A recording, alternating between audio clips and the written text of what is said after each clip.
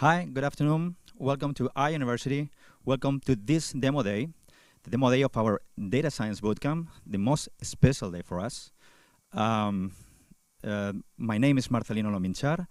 I'm Associate Director of Bootcamps, and in this very first moment, I would like to thank to our coordinators, Barbara Fajardo and Oriana Uba, because they set up everything in this bootcamp and accompany our bootcampers in this learning journey. And please, I require a big applause for them.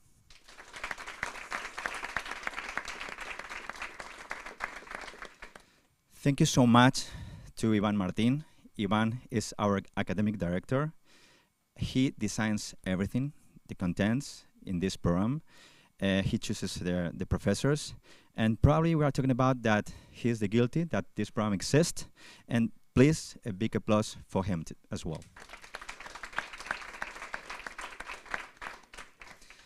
Thank you so much for the professors.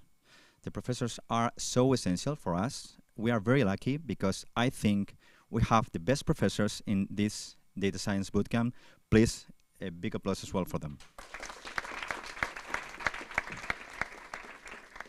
And our students, I think they are very, very important in this question. They have worked very, very hard last 6 months.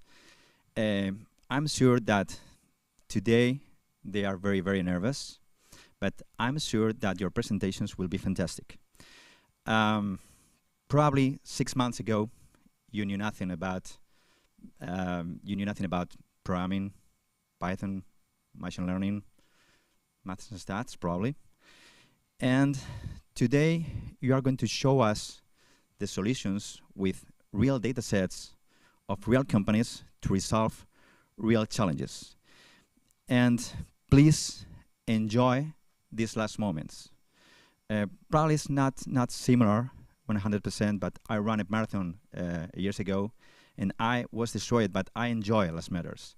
And this the same. You have to enjoy last moments, last minutes in this bootcamp. The stage is yours, and you have to enjoy, please.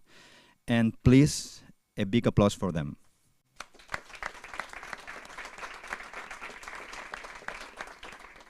And today we have an excellent jury.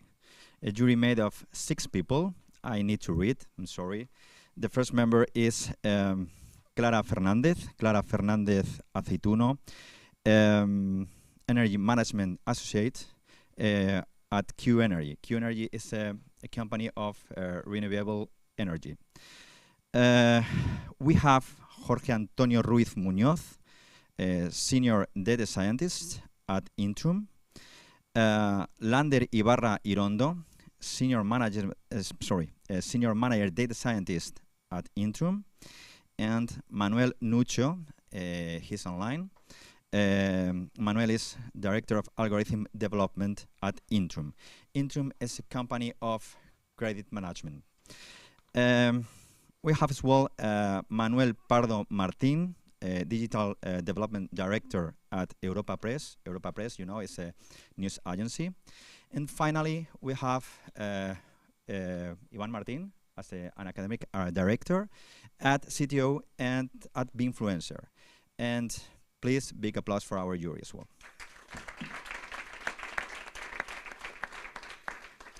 And now I would like to introduce you to Ivan Martin as an academic director, and he's going to explain us the project that we are going to see this afternoon.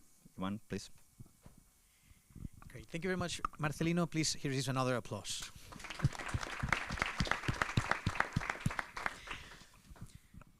Great. So, how are you guys feeling? We made it. Well, it's not made yet. Okay, so as Marcelino was saying, 6 months ago, you start learning the basics. And one of the things that we keep repeating throughout the whole bootcamp is when you present today, you're presenting to yourselves, right? You're presenting to the person you were on the first day, right? So it's going to be super interesting to see that evolution.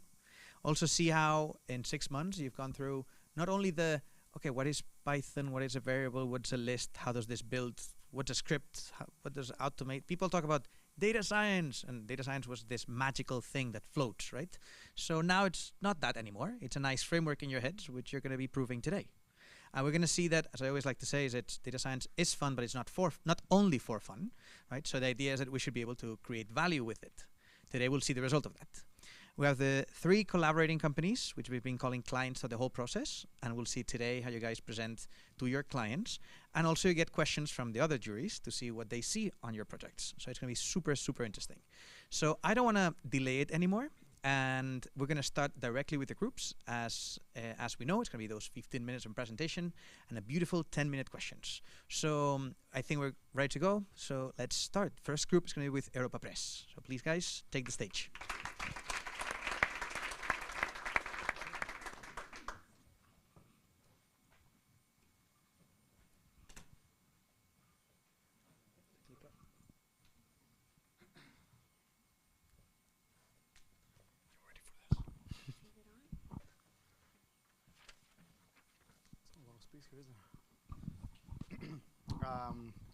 Hello, and thank you very much for joining us today. As Marcelo mentioned, it's a very special day for us, the accumulation of 6 months of studying and hard work.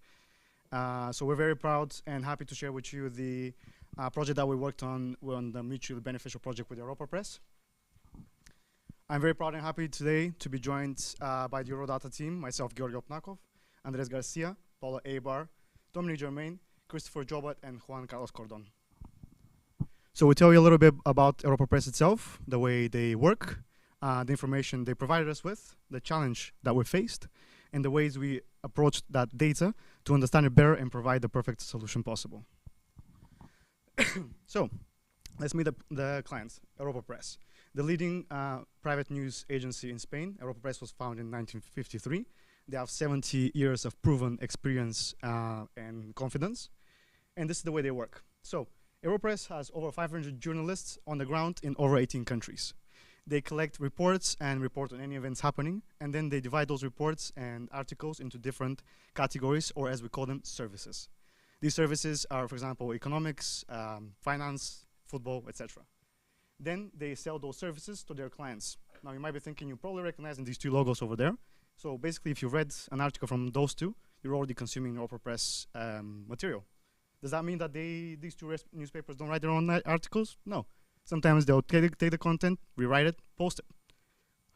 And finally, they'll distribute the content to the end user, me, you, as the end consumer, depending on the readership and target audience of the chosen newspaper or digital newspaper.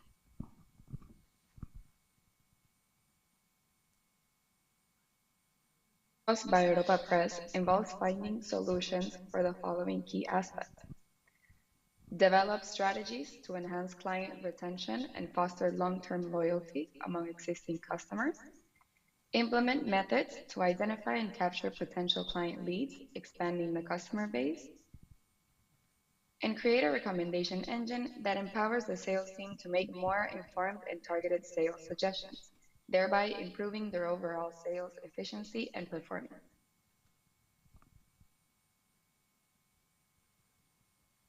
In order to achieve these goals, we received 2 datasets from Europa Press, one of them regarding their clients. Here we have a small sample of them. Here, for example, Altres Media is interested in economía. That means they will receive daily every single news story that Europa Press publishes. Regarding the second dataset, we received a relatively large amount of data. Paola will speak to you further on about it. But here we received the data from a web crawler. Now, a web crawler is basically a tool that helps browse the internet and extract information from the internet. It is also called a bot or a spider bot in regards to it browsing the World Wide Web like a spider, so to speak. In this case, Europa Press feeds the browser with their news titles, and the browser gives back a large amount of information.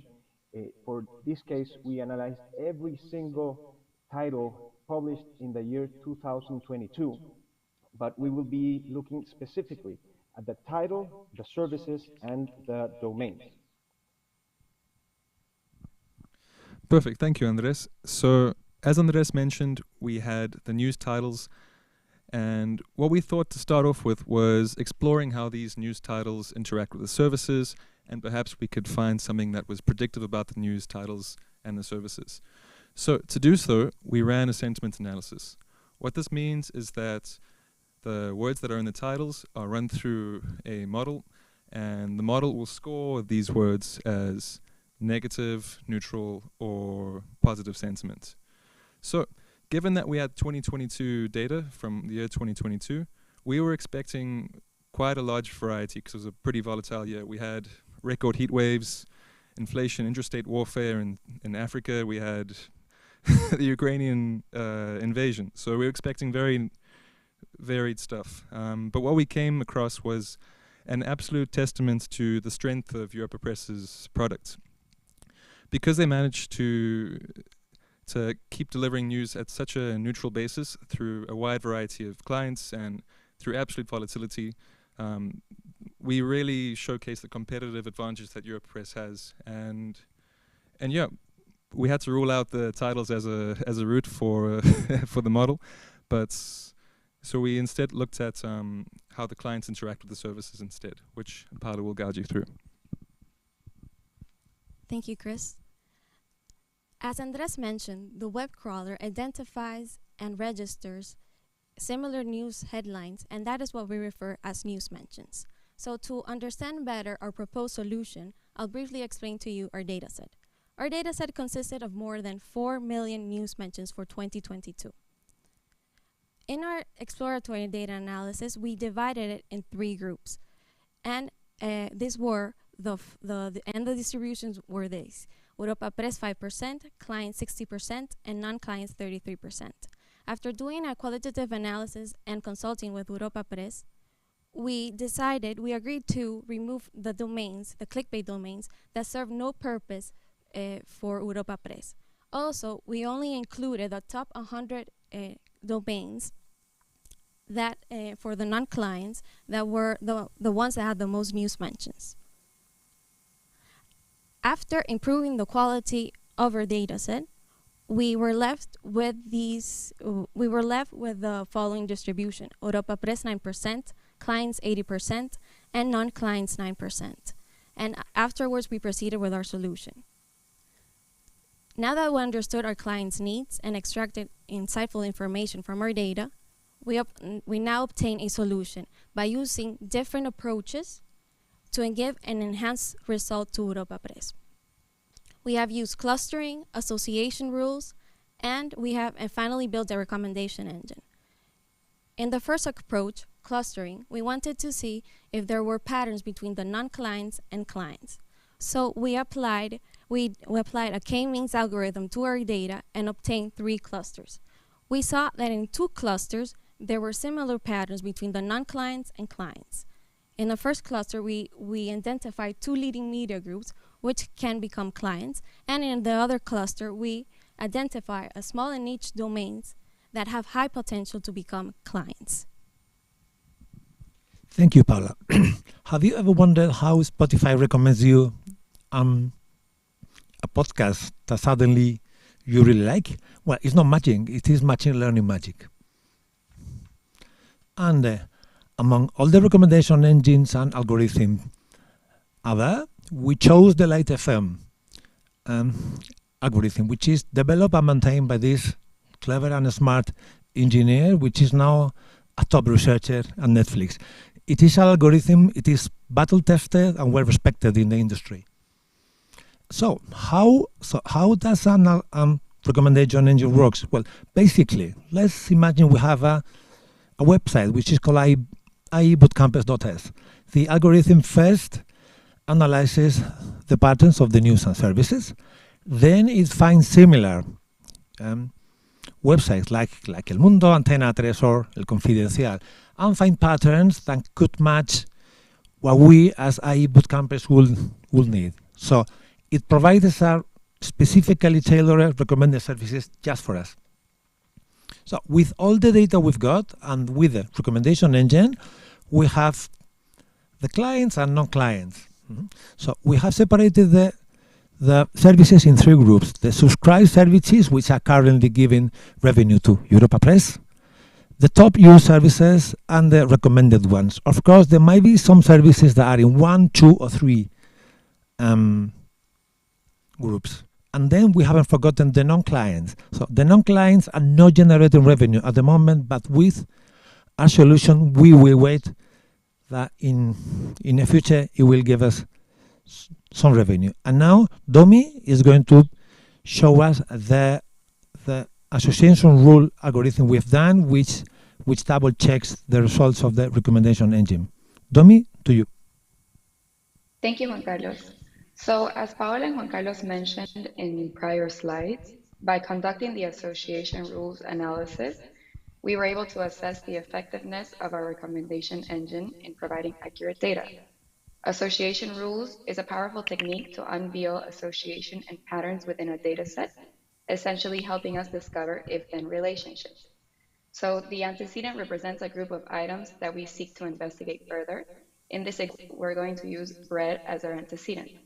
On the other hand, the consequent refers to a group of items that is frequently purchased with the antecedent. So going back to our example of bread, butter in this case would be our consequent. Let's look into the first association rules example discussed in the left side of our slide. We analyzed a service bundle that consisted of 2 services, Servicio Económico para Internet and Servicio Rebotado de Economía.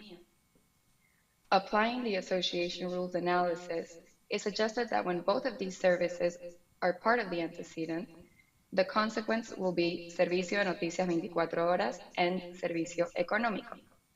If we go to the chart on the right side of our slide, we can see that the analysis allowed us to compare the similarities between the antecedent and consequent sets, which revealed that the association rules pointed towards the top recommended services of our recommendation engine, as we can see marked in red.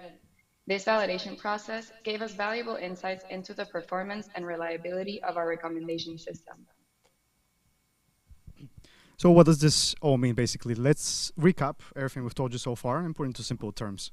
So we've created this kind of very simple equation to kind of present our business strategy with the solution we're proposing to implement. So as is with every single company, the clients are the most important for Europa Press. So we started there. We've used clustering analysis, which basically means putting different customers and non-customers into different groups based on their behavior and the services they consume. Services meaning, again, the products and categories. Then we move on to the services themselves, where the strength of our recommendation engine comes into play.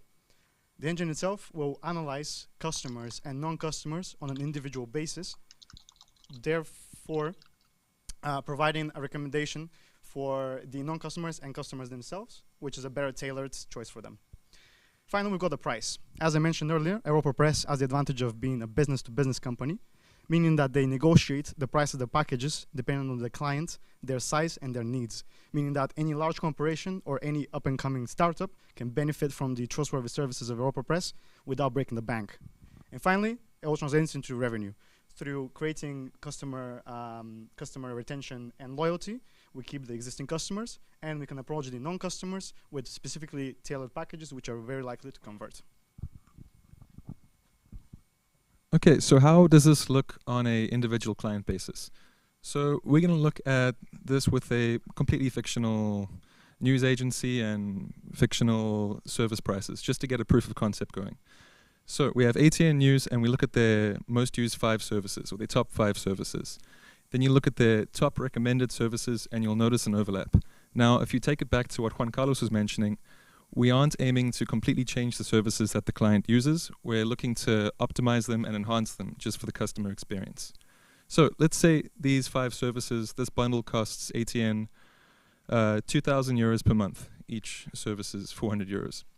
So the Europa Press sales team will have a look at some of Eurodata's recommendation engine and some of our insights, and approach the customers with a customized, curated service bundle. So we already know the strength of the product. We look at the clients, it speaks for itself.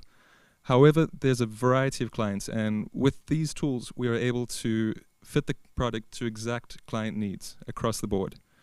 So let's say ATN opt for the customized 5 service package. It's a premium product, so they're willing to pay more, and that's where the gains are found. We can find a 20% increase, for instance, at zero cost to Europa Press. And if we look at the non-client strategy, so if we take us back to the clustering we were talking about, we identified high-value prospects, and within this cluster, judging on their behavior from 2022, we found 2 leading media groups within this cluster.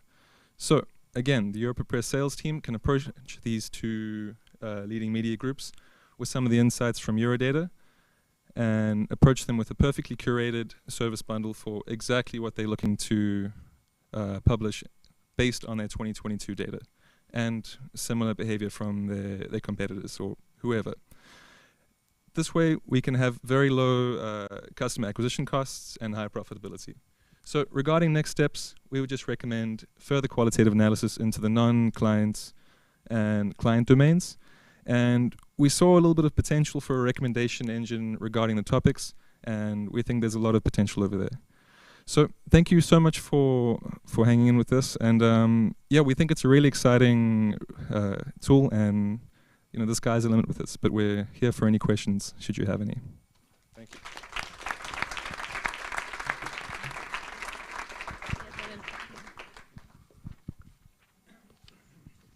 Thank you. This is Manuel from Europa Press. Thank you very much. It is very interesting.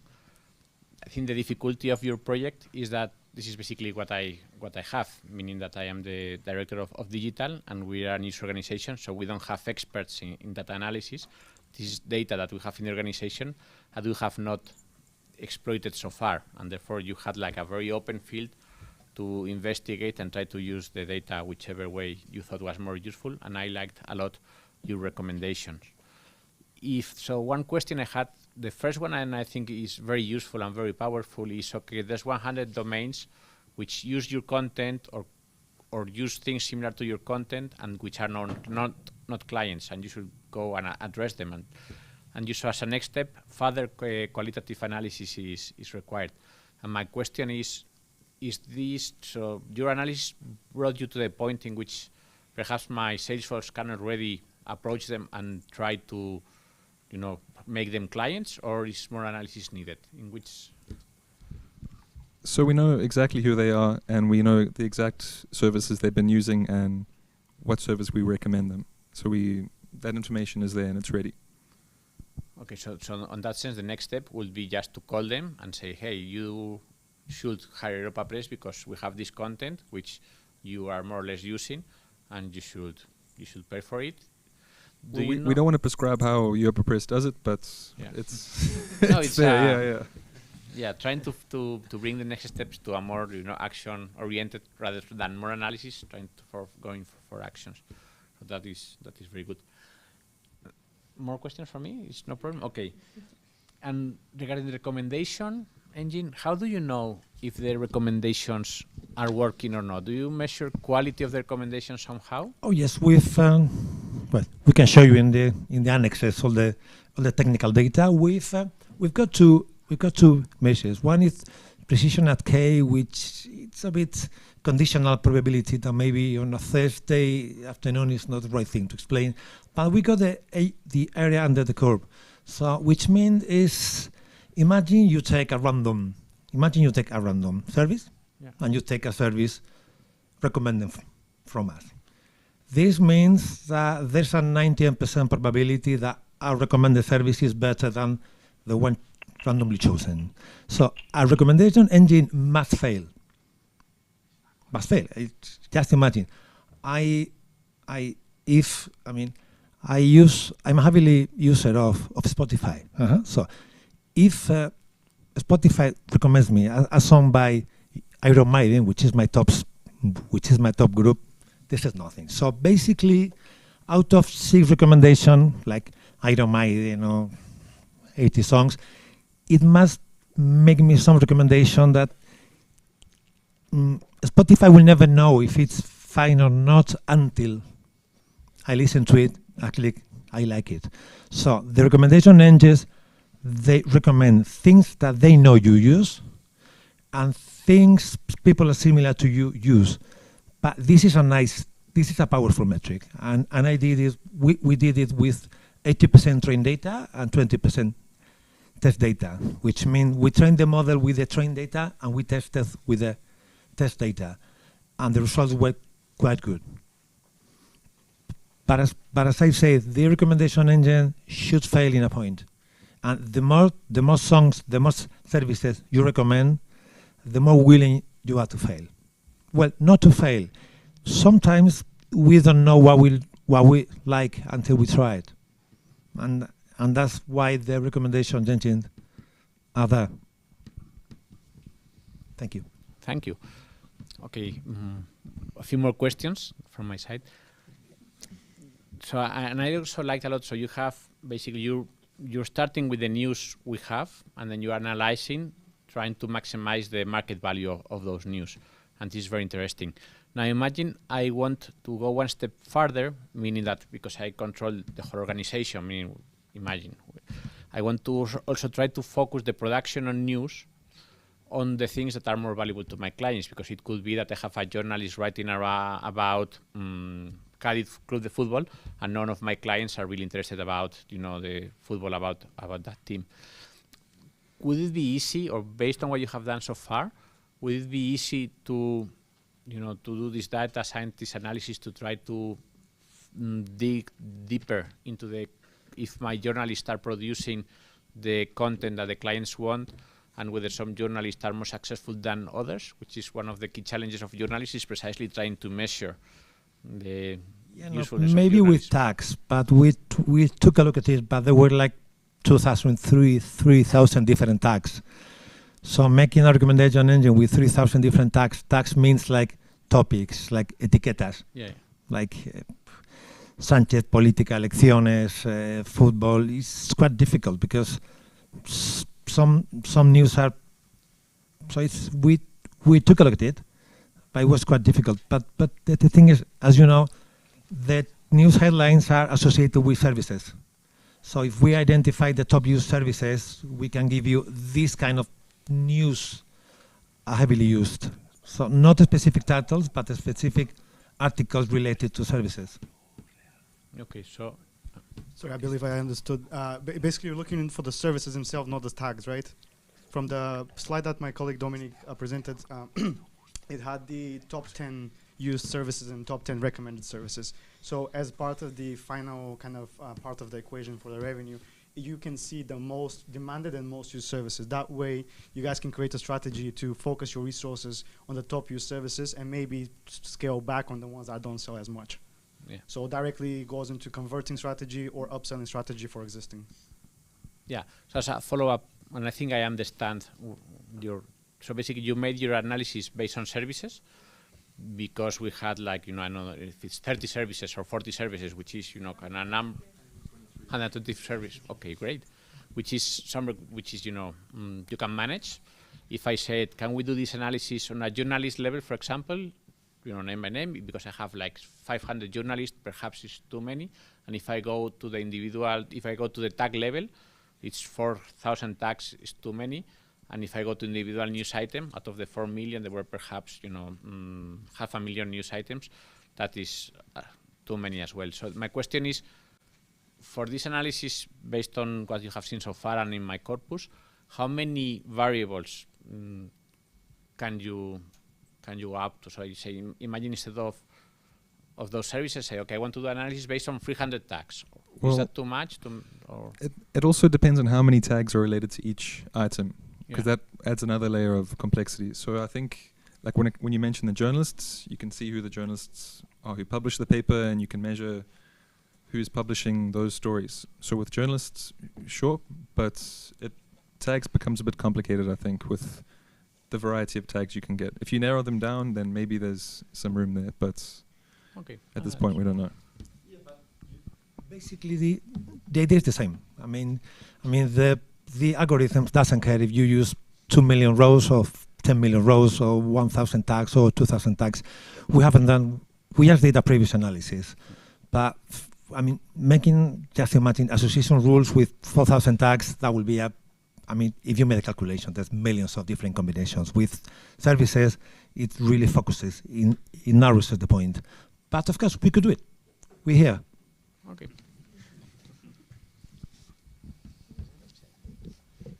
Hello. Well, thank you very much for the presentation. Very interesting and very different what is coming next. So, so my question maybe is for Manuel, but you measure like the quality of the model in terms of the prediction of recommendations and so, but how do you measure the economic impact? Because you cannot know, like, okay, I have made this client not because for example, the quality of my news are good, or because I made a good recommendation. So maybe that's the thing with marketing. You don't know how you capture those clients, but in your case, have you done any work on that, on the impact, on the economic impact of your algorithm?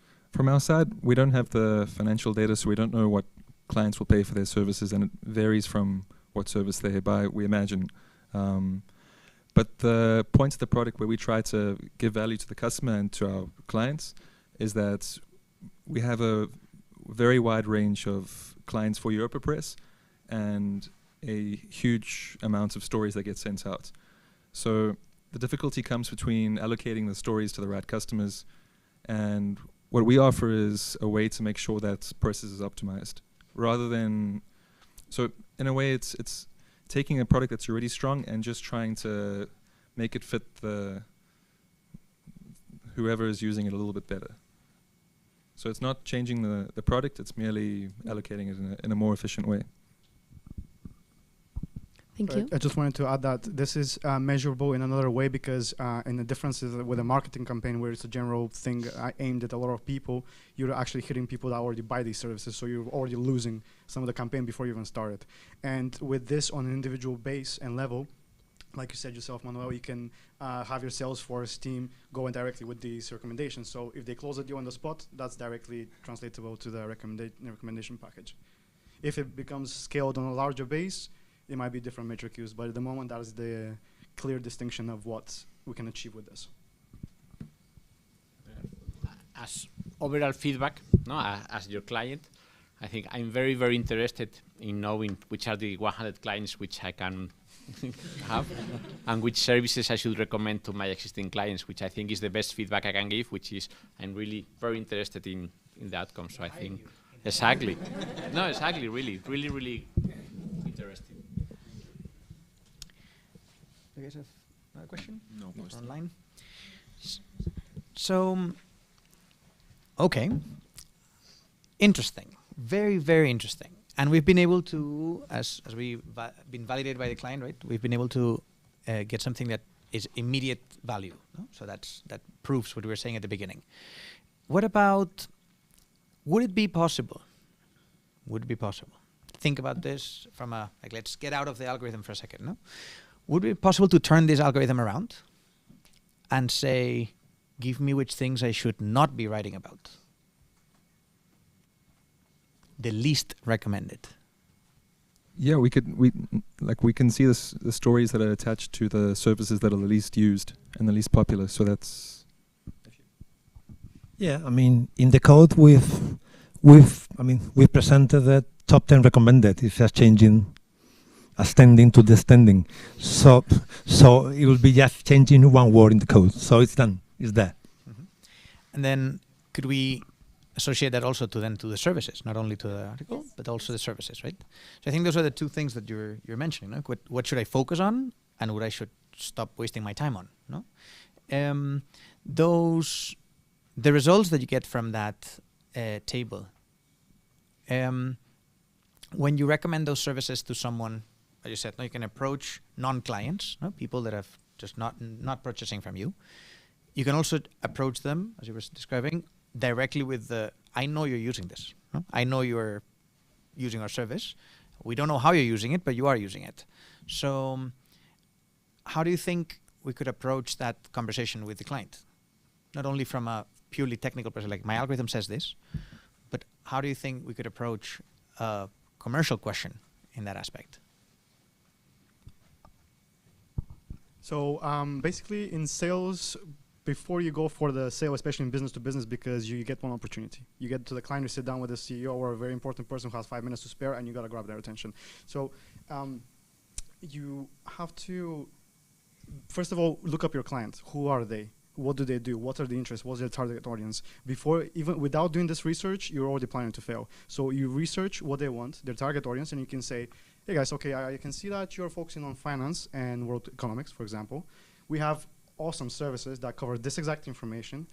Europa Press posts over 3,000 articles per day, obviously across all categories. However, that's immense amount of content every minute. So we're not gonna say we know you're using this, obviously, because it's talking. But we can say, hey, we know your needs, we know your client base, and we know what can help you out in increasing this client base. For existing customers, you can say, we're doing great already, how about we do better? And for non-customers, like I said, we know your needs, we know the markets, we're the leading private news agency in Spain, we know what you guys need. Great, guys. Thank you very much and congratulations.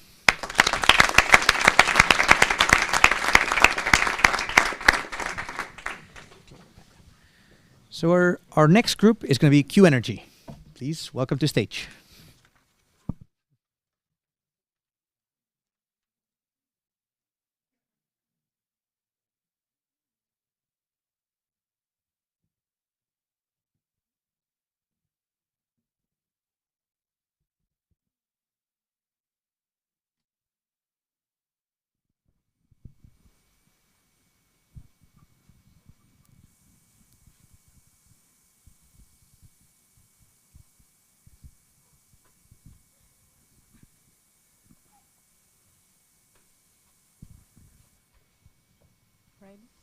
Hello everyone, thank you for joining us today, and it's so nice to see all of you in person. Some of you just got used to seeing cameras. As we saw, we'll be questioned a lot in the end of the presentation, so I'll take advantage being on stage and make a question to you first. When was the last time you tried something new that took you out of your comfort zone? Maybe to break the ice, Javi, do you have an answer for me? Absolutely, Denisa. I think not only me, but many of us here in the room can relate to this idea. A little bit over 6 months ago, we all took the decision to deep dive into the world of data science. And today, that bold decision is paying off. We're pretty excited to showcase the amazing results that we have achieved. Don't you kind of share the same feeling, Denisa? Did you say 6 months ago? It just feels like 1 month. So let's get ready to witness a roller coaster ride through twists of turns and turns to a UK energy market where forecasting the price is like predicting the weather in England. You need equal parts of luck, wit, and of course an umbrella. So let me take you through our agenda for today. We start talking about our client, Qualitas Energy. We have the pleasure to have them in person today. Our team, Q7 Intel, energy market, data processing, and we continue with of course, the main dish of the night, the machine learning model, the results, the business impact, next steps and recommendation, and we'll have some time for questions. Being that said, Luis, the floor is all yours. Thank you very much, Javier and Denisa. Okay, I shall introduce you very briefly to our team members. First we have Federico Álvarez Labrador. We also have María del Caño, Miguel Borquez, Javier del Cid, Denisa Zecreci, and myself, Luis Fernández. The mission of our team, Q7 Intel, is to empower sustainable energy innovation through data science. Now, regarding our client company, Qualitas Energy is a leading fund manager specialized in investing into renewable energy. Their mission is to drive the change towards a decarbonized economy, focusing their investments into energy transition and sustainability-related assets. Now, besides, Qualitas Energy has a lot of experience. They've also got a capital invested of 11 billion euros since 2006, and they've been making investments in 7 countries in total, both Europe and Latin America. Furthermore, as you can see, they've been dealing with different kinds of energy assets, such as wind, solar, batteries, renewable natural gas, hydro, and moreover, Qualitas Energy has a historic portfolio in development and operation energy assets of 11 gigawatts. Now, for you to have an idea, 11 gigawatts is actually the amount of energy needed to light one single rugby stadium for about 500 years or 500 seasons, which is the equivalent to roughly 10,000 matches. So as you can see, it's very impressive. Next, our colleague Maria is going to talk to you about the challenge to be solved. Thank you, Luis. So this amazing company drives us to a challenge of first, understand an adjustment energy market by the study of the historical transaction, and second one, make a prediction of the optimal price for the future. So this adjustment energy market is one of the most complex market of the sector.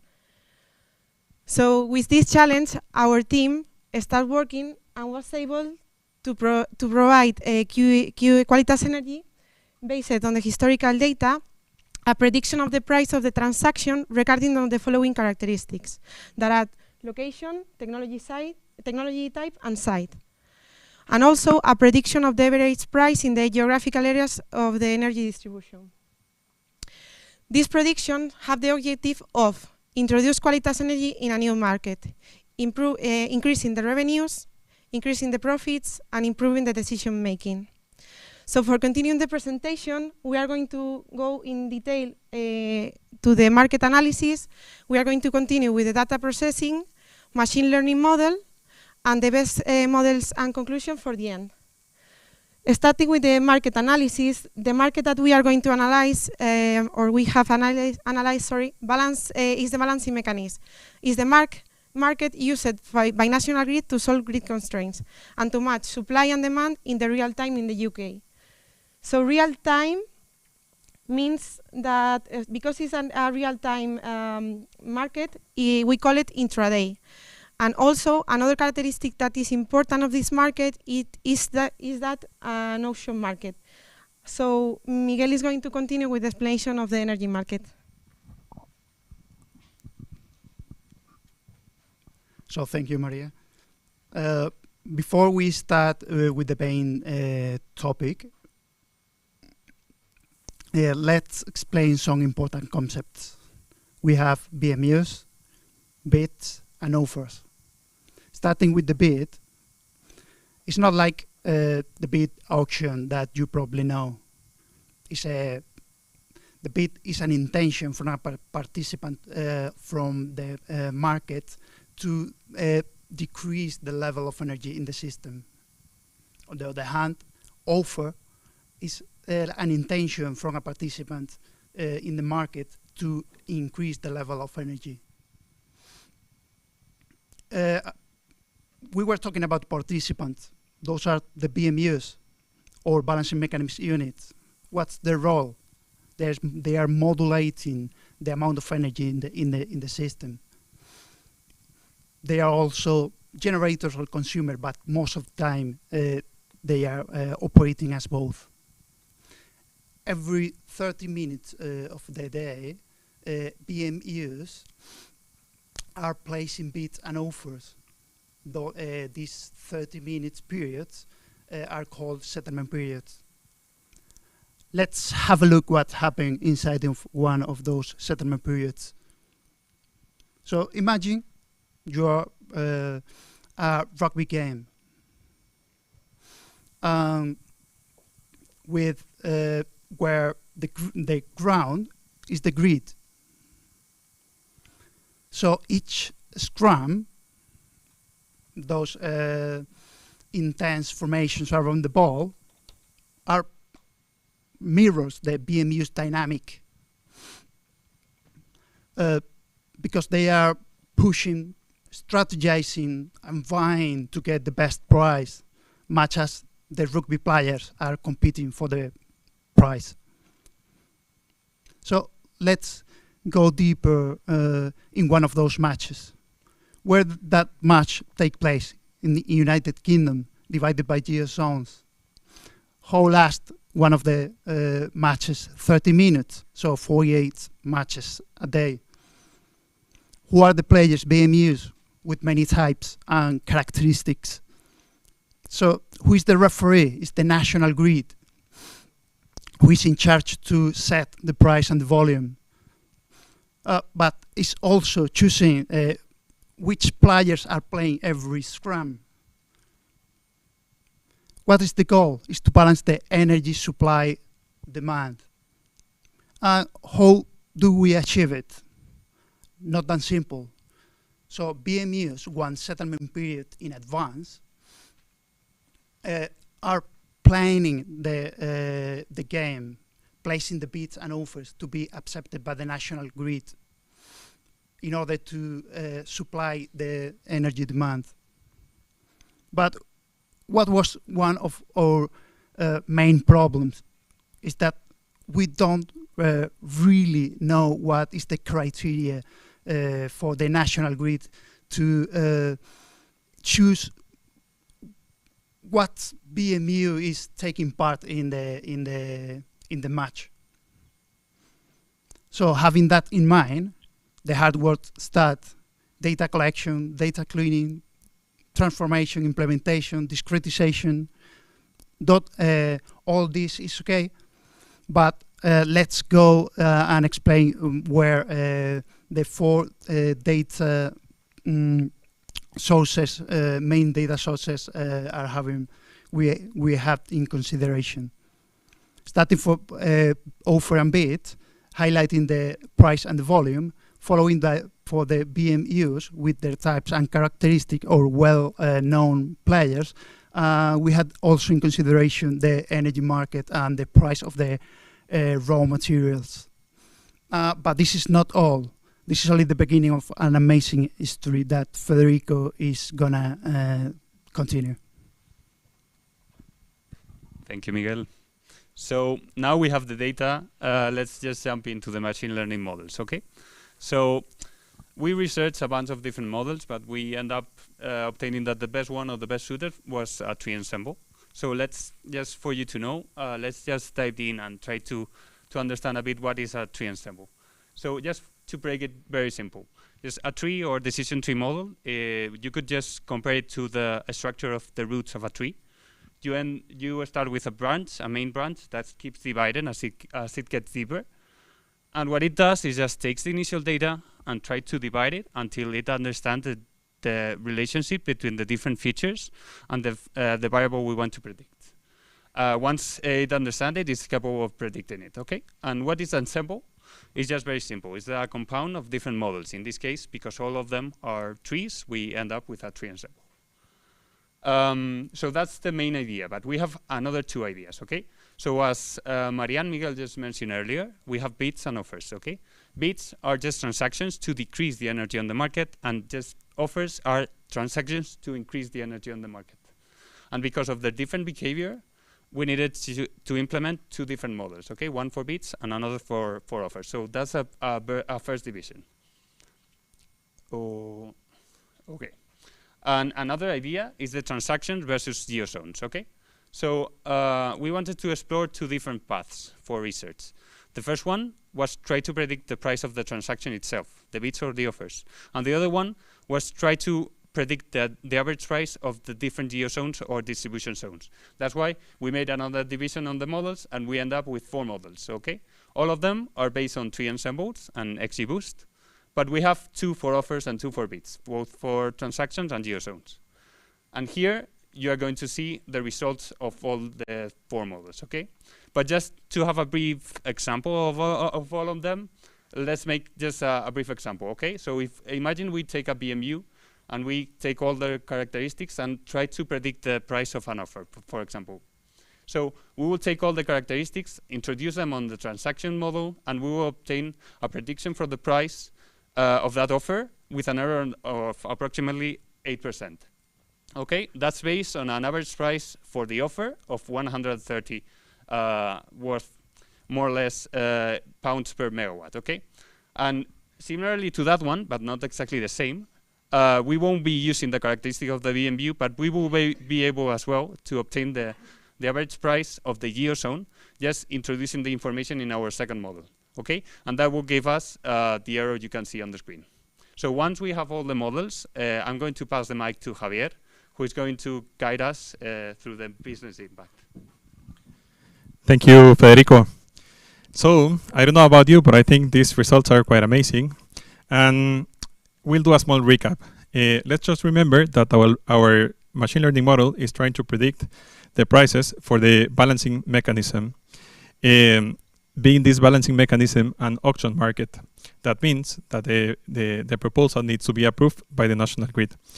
And one thing that Qualitas Energy is trying to do is they are trying to make a decision whether to participate in this balancing mechanism or participate in any other markets. In order to do that, I'm going to show you something, but please, let's just don't overcomplicate it and follow me along with a very simple idea. you can see very clearly that the blue line is higher than the red line. The blue line represents predictions for the balancing mechanism market. The red line represents predictions for the wholesale energy market. This is for the period of June 2023. So it's pretty obvious that there's a spread. This spread represents about a 50% increase in additional revenue or marginal revenue, which represents at the same time about 40 pounds per megawatt. Running simple numbers, let's just say that if you're running a 500 megawatt plant, then it's basic math, 500 times 40. When you think about that, the opportunity becomes interesting, to think about this new market. However, sadly, we cannot predict the future. But by the implementation of this machine learning model, you can make more accurate predictions to value opportunities disregarding the fuel type of the plant that you're trying to use. And at the same time, as Federico was mentioning, disregarding the very specific time period or location that you want to value. But thinking about future steps, I will hand the mic over to Denisa. Thank you, Javi. As my colleagues were taking you through the work we have been doing these 6 months, there's still a lot to do. So here are some of our proposed next steps. Implementing machine learning model into Qualitas decision strategy and using our price prediction to optimize their bidding process. Also, we would like to investigate more in market intelligence. What we mean by that is gathering more relevant data and also study supply and demand patterns, price increase, and as well the regulatory changes in this market. When we talk about taking decision, it's super important that we incorporate real-time data, because this way we can have more informative decision. For example, price increase, what type of technologies are trending in the market, also weather patterns. In our data set, we have seen different outliers, so it's very interesting to study more and have a deep dive into these outliers, how this is affecting the market, what options are there. To refine our machine learning model, it's very important also we include the not accepted transactions, so our model, it will be more accurate, it will be more robust, and also we avoid the pitfalls. The last but not least important is studying the type of different technologies. As you saw from my colleagues, there are different type of technologies in the energy market, so studying them, and of course our goal is to find out which of them is more profitable and we can invest on it. So by ending that, thank you for your attention, and we'd be happy to get some of your questions.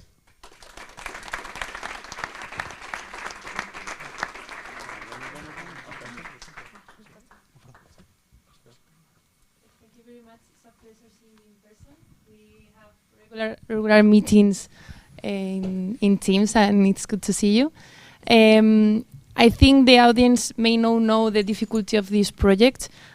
And I know, and in the presentation with a lot of drawings, is not easy to know. The project was complicated because it has a technical part of knowing the electricity market, which is not straightforward. And in addition, the database that we gave to the students, in fact, we knew that a database exists with a lot of information, but we didn't exactly know what was in there, but we knew that this market was interesting for us. The reason, and you have made all the explanation, but the thing is that we are indeed investing in the UK, trusting in a market that in fact once you get the assets, maybe it's not available for you, or you don't know what's the price to it in. So you have the day-ahead market, which is the regular market, but this is an option. In fact, a lot of business models are sustained on this market, and then you realize that the market is not for you because you are not tall, a rugby player tall enough, right? So they didn't call you for the match. We have to train, right? Yeah. So this tool, there's a lot of work that they have done and a lot of improvements in the next steps. What is important is this model is useful for two things: for our existing assets to trying to bid better and trying to get more opportunities, but also to analyze. You have a model that, depending on the location or the size or the asset, maybe I make the decision of buying or not buying depending on the results of your model. So let's let's try that. And my next step would be I'm going to start using this with a battery that we have in the UK. Let's see what happens. But thank you very much. I don't have a specific question because I think I have hundreds during all those meetings. But thank you again for all the work. My question for you is that if you think, like, what do you think and what do you, and this is general, what do you learn about this market? Do you in fact with the data think that this is not like fair enough for all the participants? Have you seen, like, for example, any type of fossil fuel asset or any size is more accepted or more important in this market? Because my understanding is not based on numbers but based on feeling. So now that you have see the numbers, what's your feeling about this market? Well, more or less our feelings. It seems like at the end this is an adjustment market, so the grid itself needs to be balanced. So it's not, maybe it's not more based on just some type of energy or some type of fuel or size, or at the end is the grid, the one that just picks the better suited for him. So it's more or less just I will try to balance my grid as better as possible with the less participants as possible. So at the end, it's like just picking, is the grid just picking the best suitors for him. So yeah, I don't think it's like, of course they are going to as well, and in the future they are going to just focus maybe on the renewable side or just in more green energy. But if they need to call the gas plant just to compensate or to balance the energy on the grid, they will do it. So I would say that's the power of our model, because you will be at least you will be able just to have the perfect price for just bidding on the settlement period. So that would be our hope. So. Let's see if we get accepted, or we should buy another project with more acceptance rate. Let us know. We are curious about it. Yeah. You leave us, but I still here in this nightmare. No, but I really interesting, and I don't know if you have any questions. I agree. It's very interesting, and also everybody has his bias, or because we're journalists. So my question would be, if you were to advise the regulator or the British public, is this a good system, or would you change it? So if I understood correctly, is the grid picks the best thing for the super short term, and that's what it does. Is it the best way to do it, or would you think about different ways to organize the electricity market in UK or in general? Now that you have seen the challenges that the companies participating have, and you see the whole picture, what would be your policy recommendations be? So let me say, it will be the next government in UK. First of all, sometimes it's not what we want to do. It's also completing the conditions on the market. So you want all the people there to have the energy at home. All of us, imagine you have 1 second without light, and you are like, oh my God, I cannot live without light. So I think if we have opportunity to make it better, we know sustainability, it's very important, and we are all focused on that. So if we get to choose a type of technology that offers better sustainability rate, of course I would go for it. But also I would have to measure a lot of factors. The location, as we said, what is the emergency on there, and as I said before, the weather there, it's a quite tough condition. So measuring all of this condition, and if it leaves me space to get to choose, the factors are quite low. If I choose gas or the sustainable type of energy, then I would go for it. Okay. Yeah, you want to? Okay. So first of all, congratulations for the work and for explaining such a non-intuitive concept, we can say. I would like to ask, do you think that, if you could recommend which energy will be more efficient or profitable, I mean, comparing with the cost? Yeah. Well, I would say one of the assets Qualitas Energy is working right now is with batteries. So, and really vast investment in batteries is being made in the UK. So that's going to be a market itself, because batteries can just buy low and just sell high. So it's going to be just a really important asset in the UK, and they are just investing a lot and just trying to promote as much batteries as they can. So that's going to be for sure one of the fuel types of, apart from renewable energy and just new technologies in that field. But I think batteries is going to be a main topic. Yeah, maybe in addition to Fede's comment, I would say that especially in this being an adjustments market, you have long-term predictions for production and consumption, and this is just the tip of the iceberg, the final thing. What's valued, and maybe that's just a sense of mine, I don't know if the rest of the team could agree, but it's flexibility. Flexibility is the name of the game for this specific market, because you need to be available and you need to have the volume that is required by the grid at the moment. So any fuel type that gives you that flexibility, of course, it's going to be a big player. Okay, thank you.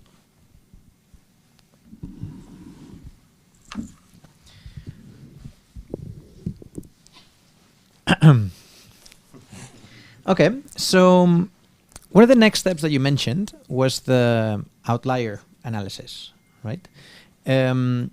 When we talk about outliers in something like an energy market where the volumes can be huge and an outlier can be also huge, the general idea of companies that work trying to predict these kind of things, these kind of purchases, their general strategy is like, if it goes way too far from what we expected, just cut it off. Like, stop doing anything. We don't want to mess it up.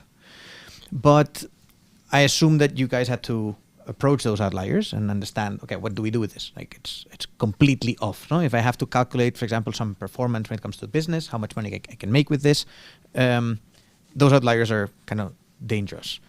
What do you do in those cases? And second, what would you do in the future if you could further analyze? Okay. First of all, what we did. So the problem was we had just two cases. You can have just a lot of offers in, for example, a settlement period, and all of the majority of those offers could be like just normal bids and offers, and just one or two like super high, crazy prices bids and offers. In those cases, those offers and bids doesn't make sense, are outliers by definition. So they should not just drive the price of that settlement period, because it doesn't make sense. So in those cases, we just give them less weight. We keep them, but we just gave them less weight. So that's what how we treat them. And on the other side, if all the offers were like crazy high, and we had like one or two bids just normal prices, we just weight them the other side. So we just gave the importance to the bids just representing the better to that settlement period, even if they were like outliers or even crazy prices. So the problem is that sometimes, because of that, in some cases the model itself just explodes because of the randomness of the market. But more or less, you have seen it. More or less, the model was just robustness and robust and really making good predictions. So more or less, we should just. That's why we included in the next steps the more advanced analysis on the outliers. But more or less, the model just worked. So that was our approach for them. And what would be the future approach? Like, what is it that you would like to be able to get from that? For example, try to see why those prices were reached on those settlement periods. If there was any kind of reason, because the grid was just in an urgency, or because the amount of energy just needed at that point was really critical. Maybe we somehow can just end up with a variable or a reason for that outlier. In that case, it will be possible to give that information to the model. Maybe the model would be just have the possibility and the amount of information just to make that prediction just more accurate. So, can I add something? I think one of the reasons of that point also was if the market in some point was forced to accept one of the bid of the offers, and the offers. So analyzing those and try to understand when the market was forced to accept those offers. As we could see, there were a really high outliers. There are a lot of money there to understand. So. Then I have another question that I couldn't avoid asking. You mentioned the like, reductions of amount of energy in the market and then the increases, right? I assume that the batteries, for example, the example you were saying about batteries, would charge on the ones where they're asking us to reduce, right? So we can pull it from you. But on the others, is there also a profit for the batteries? So as we said, it's like a storage, right? If you don't have capacity to generate energy for the market, of course you cannot offer. But given that you have already the data, you could say, no, for me, the best moment to enter in the market is this time slot, right? And then you enter in the offer. And when you see that, oh, in the bids, when I need to reduce, I empty my storage and I go and buy with a cheap price. So I know the trends of the market already from my data that I have analyzed before, so I know when to enter. So yes, it's super profitable because you buy cheap and you sell high. So this is what we are in the market today, right? Also, you can use the batteries with another asset that will be very profitability. So, for example, you can mix a wind farm with a battery. So you generate the energy with the wind farm, you store and you sell in the best moment. So I think it will be very profitable. Yeah, great. Thank you very much, guys. Only one question. Have you analyzed the impact of the meteo variables in the... Yeah, because it's important. Great question. Yeah, because in some cases we have a prediction for the next 15 days, and this is very important to know what is the potential of the green energy generation based in this prediction. Okay. So we were planning at the beginning. We were planning to introduce those kind of variables in the model, but we just make a twist. Okay. So when Miguel just explained the market data, we introduced forecasts for demand generation, eolic generation, solar generation, wind generation. So that's why introducing weather variables didn't make sense for us, because it was duplicating the data already included. Because if we were just including forecast for demand, if we included weather as well, which was considered is considered already on the predictions or the forecast for demand, it was going to be just duplicating the data in somehow. But one of our next steps could be just introducing directly the weather and seeing if that's improving the model or just giving the same results. And one more question. What are the difference between the UK market and the Spanish market? Because I think here all the energy producers have the schedule of the stop of the nuclear plants. So is the same thing in the UK, or because the nuclear power, it's a good basis? Yeah. For example, in this kind of market, we didn't see any kind of activity from the nuclear plants, because they don't have, as Javier mentioned, they don't have flexibility, enough flexibility to just participate in this kind of market. So that's we noticed that they don't have any kind of activity. So that's why this is only like you have the day market, and that one is going to just define the price of the day, and also define the predictions and the forecast for that day regarding the demand. And this is just trying to establish or just balance the demand, the generation and the demand. So it's not it's not a huge market. They are not so huge difference just for the nuclear power plants just to participate, and because just activating them, it will just take too long for them just to enter in the market. So it's only batteries, just renewable energy. Also, we don't have any kind of solar plants in this kind of market. So it's a bit just it's a more selective, I would say, markets. It's not as usual. So. Okay, thank you. Great, guys. Congratulations. Thank you so much.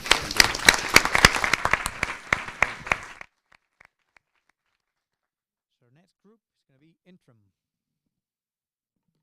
Guys, the floor is yours.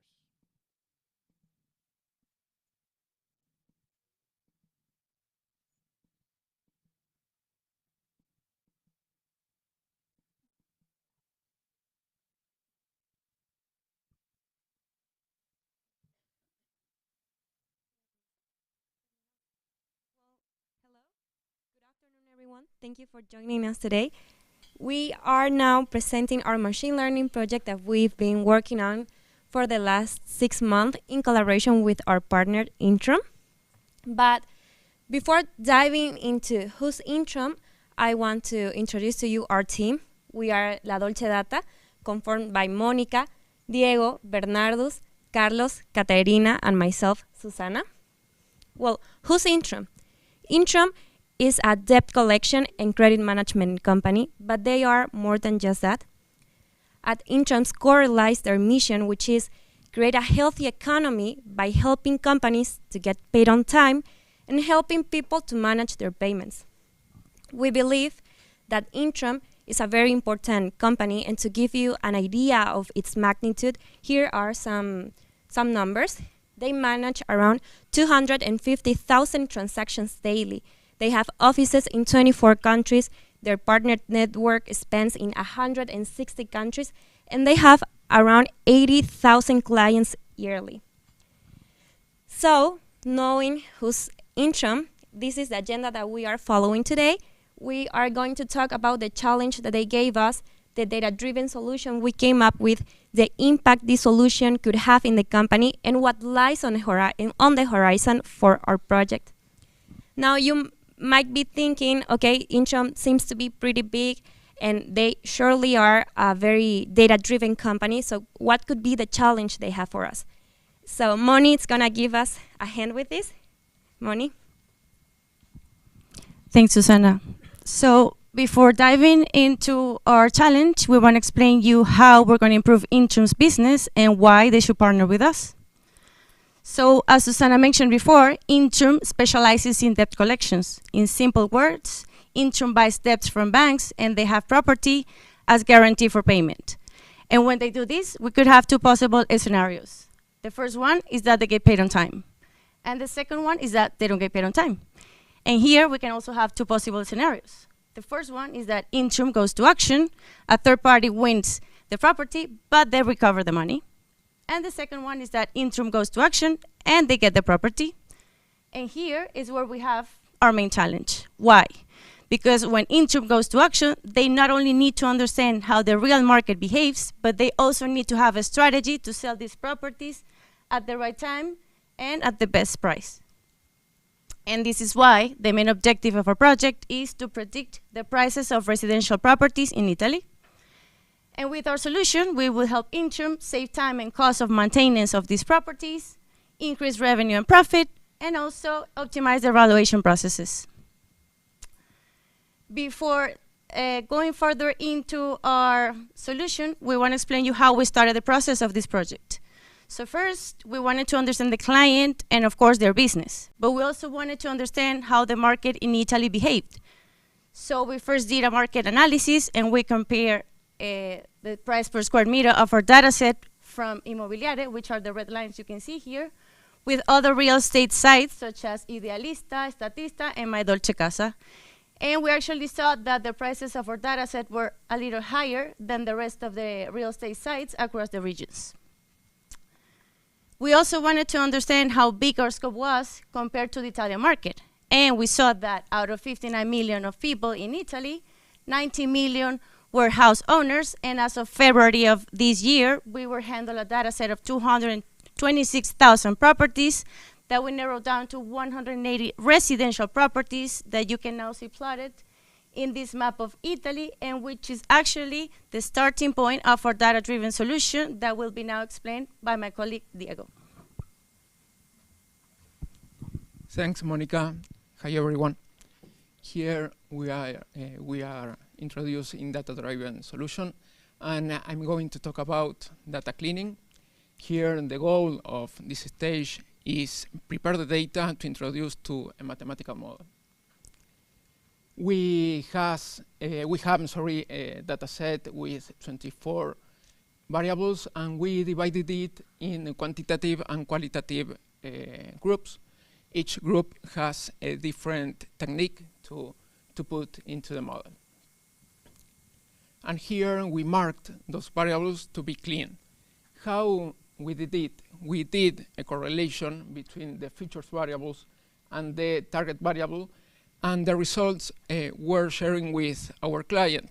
And our client told us that is what was correct. And what we did with the data set, we clean, obvious, data set. We delete the ground data. We fill the missing values. And we introduce new features to improve the data set. After all this work, we concluded with 180 residential properties.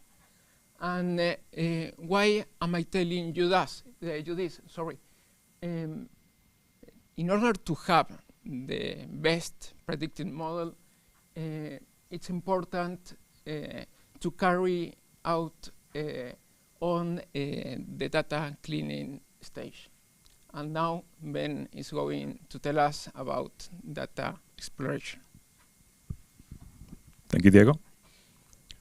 Now that the data set is clean, we can go into the fun part of data exploration. We were eager to find any insights that explain the relationship between the house prices and all the different attributes of a house. Let me first show you an example. Here in this chart, you can see the relationship between the price in the fluctuating line, and the bar represents the number of houses grouped into decades of the construction year. Here on the left, you can see that houses built before 1940s have a higher price than the posterior decades, and this is mainly due to their proximity to the city center. And also in our data set, there's a huge representation of houses in the Toscana, Lombardy, and Lazio regions, which are three of the most expensive regions. Then we see a dip and then back up, which there was a change in distribution of the Toscana region. Whenever there's a Toscana region, the single-handedly most expensive region in the data set comes in, the prices go up. And here to the right, we can see another spike, which is for houses that were built after the year 2000. And this is due to the novelty factor, and also to the fact that there's a lot of representation in Lombardy and Lazio regions, which is where Milan and Rome are, two of the most expensive cities in Italy. It's also worth noting that 40% of our properties are within the 60s and 70s decades, and a lot of the representation in the data set are the three cheapest regions, which is why you can see a little bit of a dip. But the conclusion of this chart is that sometimes it can get complex. So let me show you a simpler example. And this example shows the relationship between the number of bathrooms and the price. And it's as simple as the more bathrooms a house has, the higher the price. And even though it's very straightforward, it's a very important example because it's the main driver of our model. It's the most important feature. You think of when you want to buy a house, you have to think about all these things, and there's a lot of complexity. But why don't you let a model do it for you? And that's one of the powerful things about a model, that you can take complex solutions, complex relationships and simple relationships, put them together to give you a final price. And now Carlos will talk to us about the model and the model selection process. Thank you, Ben. So when we look at just a recap of this problem, so we are predicting the prices in Italy. We have complex features. So for this kind of problem, we use regression models. We picked two that are simple ones, linear regression, decision tree, and we also use two complex ones. We also use a couple of model scores to see which one is the best, and also we visualize how the results were. This is the results of the first run that we did. Right? We did it with the whole data set, taking region, as another feature. So in other words, we ran it for whole Italy, and we picked two scores. I know we don't have time right now. We are the last, so we don't have the time to explain R-square and RMSE scores. But let me try to simplify it a little bit. R-square explains how well we are fit to the model, right? So simply, the highest, the best. In this case, XGBoost is the highest, and then the next one is random forest. The other ones, didn't count. Now, the other score, RMSE, measures the difference between the negative and the positive compared to the target. Simple terms, the lowest, the better, right? This is, again, the first one that we ran. We ran some iterations. The other thing that we did was taking XGBoost and say, okay, how's the prediction looks like in the first run? And as you can see, some of the predictions were significantly different. Again, Toscana, we picked that one because it's the most expensive one. So you see the big variance, in the median price. Right? Okay, so we did some iterations, and again, with XGBoost, we decided to do it by region because we thought it was best especially if the company is targeting a particular region. The XGBoost solution came a little bit higher, which is good. But the most significant improvement came in the RMSE, which is dropped by half. Now, obviously, you want to see, okay, how does it look like? Because we are visual people. And as you can see right now, the median of the prices of the prediction and the median of the actual prices were better, right? We were around 5%, more or less. Now, you would say, well, yeah, this is technical data, XGBoost, and all of that, right? Now, how is the business going to use this model? So Susana is going to show you a practical way on how this model is going to be used. Okay. Thank you, Carlos. Well, we know that some people will be like, okay, XGBoost sounds fun, sounds interesting, fancy word, but how do I use it? How can I put it in practice? And that's why we made this pretty simple and easy example. In this video, we can see a web app and a user selecting features of a property, and then they will get back a predicted price. What is happening here? How does it work? Well, behind this interface, there is our XGBoost model trained with real data from Italian properties working. For this example, we predict the price for only one property, but this can be done for thousands of properties at the same time in just one action. So knowing this, now Caterina is gonna walk us through the impact this could have in a company.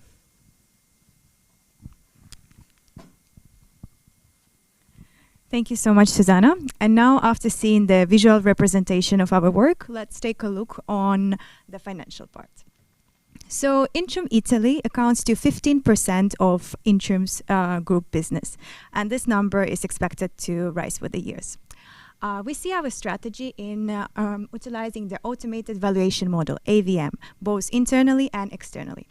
We created the projection of the financial opportunities that use of the model has for the 5 years, including the pilot year, the first one. So let's take as an example, the 5th year. So we estimate, let's first say, we estimate that we have 5% growth in the valuation opportunities every year. And till the end of 5th year, we estimate to be able to have 12,000 valuation opportunities, properties. By the same period of time, we should be able to assess 80% of those properties, which will give us 9,600 properties that being valuated. Secondly, we also have the external valuations. That number we estimate to reach 16,000 properties. And that will bring the total valuation to 25,600 properties. Also, taking into consideration 10% per valuation, the total revenue for the 5th year will reach 256,000 euros. And now let's see the cash flow for the pilot year and the following 5 years. By looking into this opportunity, Intrum can solidify their position on the market. And we also see additional opportunity in actually releasing property earlier on valuation stage, so we can cut on the handling fees. And now, what's on the horizon? We all enjoyed working on this project. And if we had additional opportunity, additional time to work on it, first of all, we would launch the pilot program. As we said, in the financial part, it will allow us to test the model in the controlled environment and see how it performs. Secondly, in this dynamic environment of real estate, we always need to be up to date and enrich our data set with such indicators as demographic, economic, as well as data related to the auction market. And thirdly, we need to establish the infrastructure that can handle all of it. Basically, that can collect the data, that can store it, that can pre-process it, retrain the model, so we can receive the most accurate predictions. And finally, as we created our model and we see the need to have the user-friendly interface for it to perform and be usable and marketable. So then we can offer it to the other markets, and as well we can license it to other businesses that are not limited to, for example, the governmental institutions, for the tax-related purposes, prop tech companies, startups, also for small or middle-sized real estate companies as well, and insurance companies and brokerage firms. And that will bring us to the end of our presentation. Thank you so much for your attention, and if you have any questions. Thank you.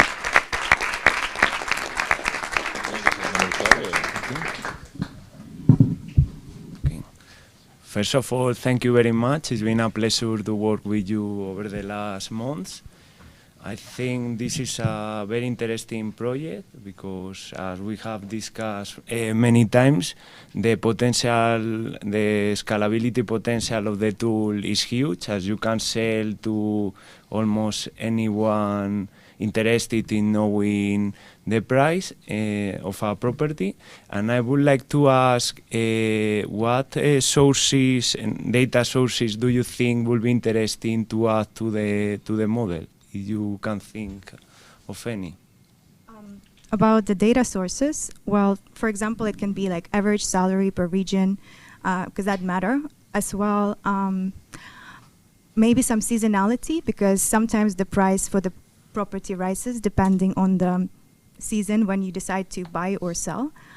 And the population, for sure, because, you know, it varies from the region to region. Let me add that the data set that we got was just from one area, right, Statista. So we have other 3 that we evaluate in the market. I think inflation could be another one that is important, especially right now, for example, it's a downturn in some of the countries. But those are basically the extras besides what Katrina mentioned. Okay, thank you. Depends on the market, yes. It might be very, sorry, it can really vary depending on the market, because even if you look at the taxes system, it's different in different countries, right? So it might vary from the country, region, and so on. So it has to be very market related. And it has to be updated quite frequently because, as Carlos mentioned, inflation. Thank you. We have now punctual forecast in a point, the moment when I'm looking for the price forecasting. But if we want to have forecasting to 1 month, 2 months, 3 months, 6 months ahead, what are the strategy to modify this model, or what are your proposal to have this different forecast in different time set ahead? Hello. In that case, it would be very important to have historical data. For this project, we only have data from February 2023, so it's actually not historical. Besides needing historical data, we will also need updated data to be able to do a forecasting, and probably we would have to use another model or vary something there. I'm gonna give the... It's a very good question because I deal with this a lot. I will combine two models, right?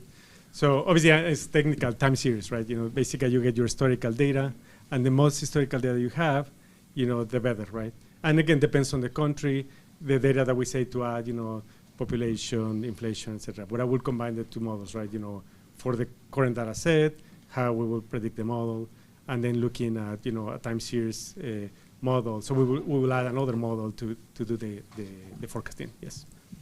And again, combine it with different data sets, yeah. Because we want that. Yeah.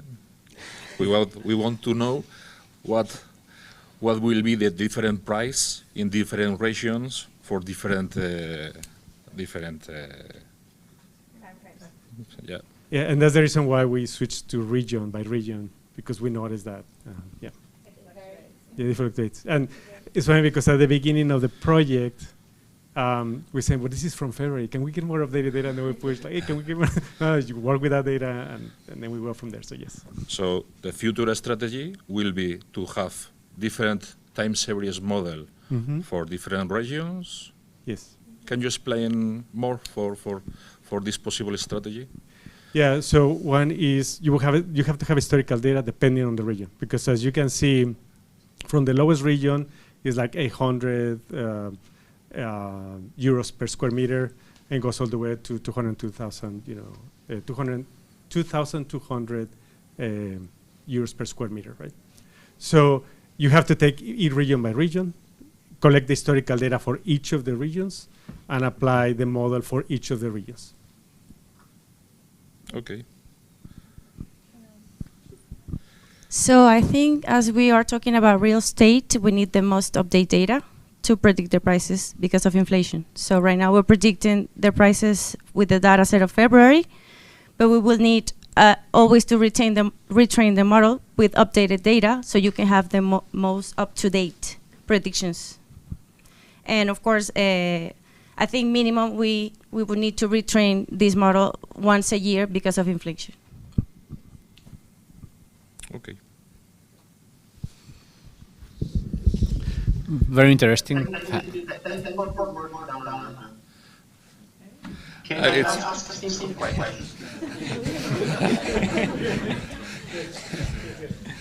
Yes, of course. Please do. So can you summarize which are the top 3-4 variables which is going into the model? And if you thought any additional way to validate the model results? The features. Yes. Yes. So here you could see, here at the bottom, I'm not sure if you could see the slide, but as I said, the bathroom is the most important feature. Also, here it says property, but it's the property type and the typology, and this is how the house is classified in terms of if it's affordable, luxurious, and I think there's a lot of already valuation done on the on the manual side, on the inspections, and it's already categorized beforehand. So it's pretty accurate data, and the models are saying the more affordable prices are cheaper, but then when you introduce all the other things, you get a more accurate result. But the top three are the bathroom, the property type, and the typology. Just for everybody to say, what's typology? Apartments, villas, and all that. Yeah. Yeah, great. So you haven't rolled any around location? Or have you tried to run any around location? Well, yes, so that's what we did. Well, we focus on the region per se, like Toscana versus Lazio versus Abruzzo. That's how we did for location. So, because when we originally run it as a whole, the results we're okay, but we run it again by region because we thought, again, given the difference between the regions, it was important to do it by a specific region. Yeah, I understand that. So previous regions contain kind of a macro effect. So give you a kind of segmentation. Some regions, they develop opposite to others. But with the same pattern, you may get like different location effect, right? So more granular you go, usually you find the different effects. Yes, actually, it's so we Madrid, for example, you can find that the city center, the price may be 30% higher than in the suburb. Yes, actually, it's interesting. We put it as a next step, to put it by city and the how close is to the to the center of the city, because that's what we also saw that the closer you were to the center, the more expensive ones. In case of the villas, for example, the closer you were to the coast, it was the more expensive ones. So yeah, we put it as a next step, but yeah, we didn't put it part of the model this time. Okay. And for the validation point of view, have you thought about a different way to validate the model results? Besides the scores, you mean? Or yeah. Yeah, because the one that we validated was like just to pick the two scores that I mentioned, the R-square and the RMSE. Again, the visual piece of looking into median, of the price. We look at other measurements, statistical measures, but we just pick those two to present. Yes.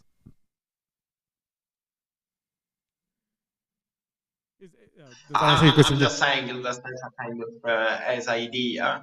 I think one of your colleagues mentioned around individual evaluation or something like that. So do you think we can use individual evaluation as a kind of measure for validation? Well, actually, now that you're asking that question, sorry, I'm getting passionate about it because we were looking at why we have these scores today. And something interesting that we found, we picked one region and a couple of properties with the same price. And one of the things that we found out is actually the features were significantly different with the same price. So like, for example, we have one property I remember is 110,000 euros, the property. And it was like new with AC, etc., with all of the nice features that somebody would buy in a house.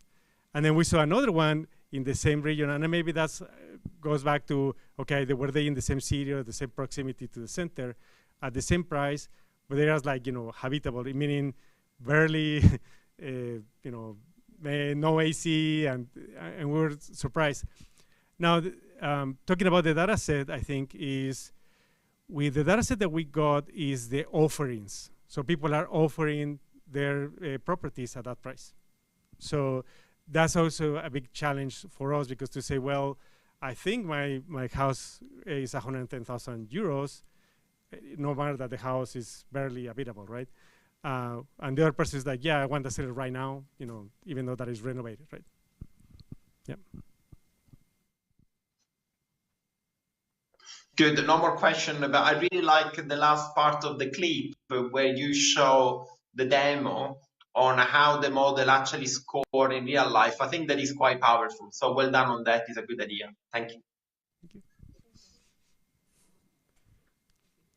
Thank you, very interesting. I have the feeling that the challenge is very, very difficult, almost impossible, meaning that, for example, would you trust it? Would you, I don't know, buy a house because your model says it's worth 350 and the person selling it is offering 325? So you say, this is a good deal, I'm gonna take it because my model is better than just going and watching and seeing it. So would you trust your model for real life transactions? Well, that's still the pilot that we can offer, and we still have to test it in the environment. And as we mentioned, we have to take other data into consideration. Also, the data set that was given to us, you saw on one of the slides that the prices over there were the highest. So we have to find the optimal solution, and the more work needs to be done on it. do you think with a lot of work, would you be able to have a model which you would trust to buy a house at what your model says? Yes. Without looking at the house? Yes. Well, if we think in the future, all the possibilities, I think the more we work on the model, the better results we're going to have. And also, besides taking in account, having a huge data set, having all the features possible, it's also very important to understand each market.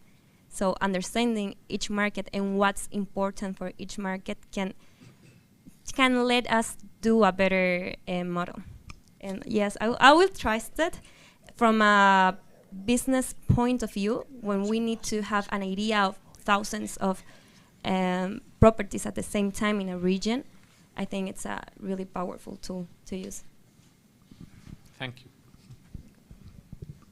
Okay, so I think there's more people in the market like with these kind of tools, like for example in Idealist or something, you can like check different characteristics of the house and they can give you like a estimation of price.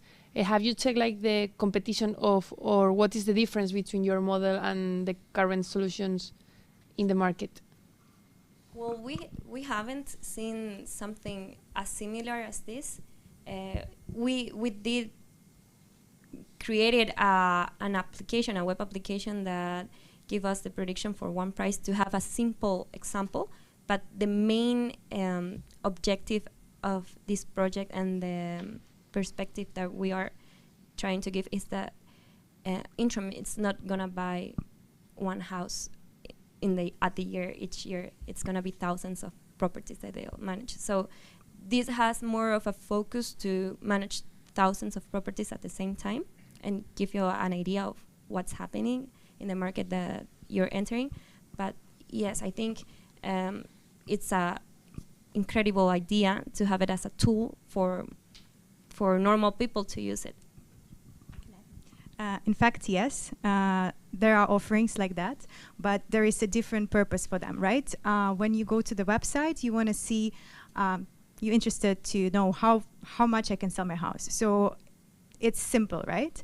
You put certain characteristics and then you get the result. But like in case of Intrum, there is a different purposing to it. There is market specific, as we mentioned, the auction that can be implemented. So the difference is about purposing and how much you can enrich it and how often do you update it. So that's what make it different. Yeah, and also there is possibility that tool that we will be more intrinsic, we would again offer to the other businesses that might be interested in more detailed analysis rather than the more simplified tool. Thank you. Okay, so I have a question in case you have any doubts, which is, you mentioned at the very beginning that you had three possible situations. No? Well, A, or the number one, let's say, where you recover the money, and then the option 2 where you don't recover and then you go into this auction process. Could it happen that because you have this model and you're so good at predicting, it could be worth it for you to go into auction right away? Because you know this house would be worth more than what you could somehow recover. Okay, so the process is not that you go to auction whenever you want. Is that when you don't get paid, when Intrum doesn't get paid on time, they start a legal procedure and they go to auction. So in this case, when they go to auction, they might win or not the bid, and when they win, they get the property. But in the two cases, if they win or they don't win, they can use our powerful tool when they go to auction to know what's the limit price they could bid on. And this was explained as one of their main challenge. Like, they need to go to auction and understand the behavior of the market, but they also needed to understand that they needed a selling strategy when they get these properties to sell them at the best price. So our model will be so powerful that we will help Intrum not only to have the best price when they go to auction, but also when they have their selling strategy. But then getting paid is a very, very complicated process. Yes. Right? So if you know that this property has a lot of potential because you have your calculations, right? You have your model telling you, you could put less effort into recovering that money, right? Because it's worth it. So how could we compare those two results? How could we know, how could we decide, okay, should I put effort into recovering the money because this house is impossible to even sell or sell at a good price because you have your model? And or decide, oh no, this house has a super low value, so let's try to recover as much as possible. I think it might depend on the opportunity you have then with the property to sell it, and when is the right time to sell it. Because if you have longer time with the property, you have more maintenance cost, and this, of course, if you sell it in earlier time, you can save cost and reduce time, and of course, improve all the valuation processes. So I think it will depend a lot on the possibility you have to sell it at the right time. Okay. Do you think, second question, do you think it would be possible to somehow acquire the data or incorporate this into your model of how fast that property would sell? And how? Well, in the real estate market, they normally have that. They say this property has been X days or X months in the market, right? Mm-hmm. And again, it depends, it goes back to the location. So that was a very good question on, it is the same that is in the middle of nowhere, you know, how long it's going to take, or it's in the middle of the city, right? In Rome, right? You know, next to Vatican. Well, it's dear to me, right? So it's different, that is how fast it's going to be there than in the middle of nowhere in Italy, right? So that data is available in all the real estate areas, right? Then we say how long it has been in the market. As a matter of fact, we actually calculated how long it has been in the market, you know, from the that data that we have, but we actually excluded it on the final project. But yes. Yeah. Okay, so what would you do with that data? I mean, if you had that variable, you had this property with, I assume there's a ratio of, if you make it cheaper, it will sell faster, no? Like that's usually, I would estimate. So what would you do? How would you incorporate that variable? So like the amount of time at this price would be 3 months. What can we do with that information? Yeah, I think that in that case is going to give you one of the things that we have in our next steps, which is how fast can you recover your money, right? Mm-hmm. So that's when you get that. And I apologize, I'm trying to think because I think I have another business case for this, which is credit collections, right? So when we talk about, that could be another project by itself, on how customers will default not to pay, right? Based on the conditions, right? That's also a normal, probably Intrum does that already, which is, I think this particular market, they are going to default because of inflation, because of whatever's going on, right? I think that would be another project or something that we integrate. But that interferes also how long it takes for that. So when you're at the peak of the market, you put your house on sale and it sells right. Again, depends on the location. But I think it will be important to see, okay, how fast can we sell this unit? If we have in a perfect location, everything, let's try to sell it as fast as possible. Yeah. Great, guys. Thank you so much. Congratulations.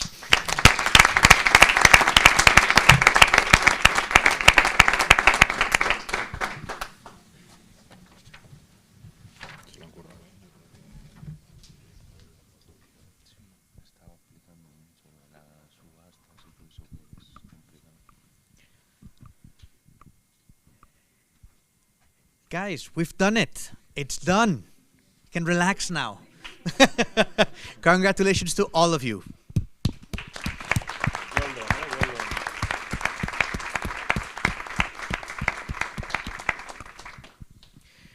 Okay, so this is done. I have to tell you something. You now become part of a new group that you didn't know about. You become part of the ex-bootcampers group. And that's a very dangerous one. You will be contacted by other ex-bootcampers, new bootcampers, people coming to the community. So you've now become part of this ex-bootcamper community, which has things like we meet up every now and then, try to go out for dinner. You're invited to every single demo day in the future as well, so you can join and participate, join our dinners. The idea is to keep on building this community. And one of the most important ones, you will probably keep on changing companies and finding interesting data sets, right? Those interesting data sets I'm super interested in. So we will make them participate, and you guys can join to the upcoming editions. So what's very, very important for me is that you guys have done a huge work for the last 6 months. You've done a huge personal effort as well. The amount of hours dedicated to this program, I know it's a lot. But now it's done. You guys have become this data scientist that is able to build your own models, your own participation, your own time, right? So I just want to say from a personal perspective, I'm extremely proud of you.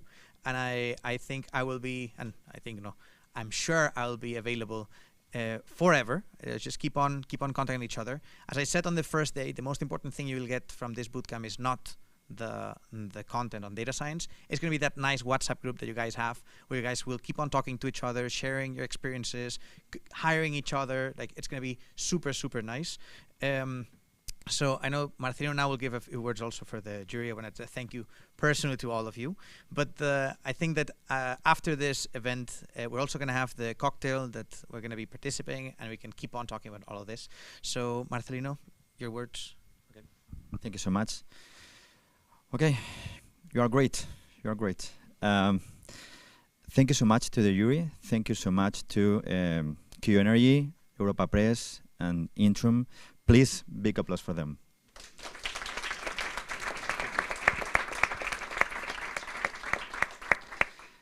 I have a couple of messages for our bootcampers. The first one is, thank you so much for your effort. And the second one is, congratulations. Congratulations. Congrats for your presentations. Your presentations have been awesome, to be honest, seriously. You are great. And I am very, very proud of all of you. And a couple of messages for the audience. The first one is, thank you for watching. And next demo day will be next November. And next intakes will start part-time in Spanish next October 2023, and part-time in English next February 2024. That's right? Yeah. And you will receive a diploma tomorrow at Velázquez number 130. And you will receive a digital diploma in a few days made with blockchain technology to share in social media, etc., etc. All right? Another important thing is the cocktail. We will have a cocktail. We are going to have a cocktail 2 floors below, in the 16th floor. And we are taking a picture of the group now in a few moments. All right? And finally, to this 18th edition of our Data Science Bootcamp, please, a huge and well-deserved applause for them.